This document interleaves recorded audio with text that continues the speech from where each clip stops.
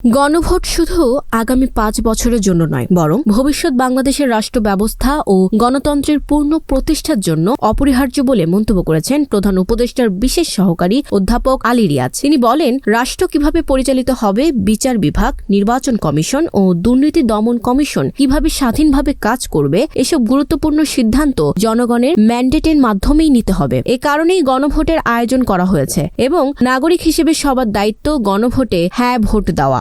আজ বেলা ১১টায় গণভোটের প্রচার ও ভোটার উদ্বুদ্ধকরণের লক্ষ্যে রাজশাহী হযরত শাহ মখদুম কেন্দ্রীয় ঈদগাহ মাঠে অনুষ্ঠিত রাজশাহী বিভাগীয় ইমাম সম্মেলনে প্রধান অতিথির বক্তব্যে এসব কথা বলেন। রাজশাহী বিভাগীয় প্রশাসন ও ইসলামিক ফাউন্ডেশনের আয়োজনে এই সম্মেলন অনুষ্ঠিত হয়। অধ্যাপক আলী রিয়াজ বলেন, জুলাই জাতীয় সনদে স্বাক্ষরের বিষয়ে রাজনৈতিক দলগুলোর মধ্যে কিছু ভিন্নমত থাকলেও গণভোট অনুষ্ঠানের ব্যাপারে কোনো রাজনৈতিক দলের মধ্যেই দ্বিমত নেই। তিনি বলেন, গণভোট নিয়ে সব রাজনৈতিক দল একমত, কারণ এটি জনগণের প্রত্যক্ষ মতামত গ্রহণের একটি ঐতিহাসিক সুযোগ।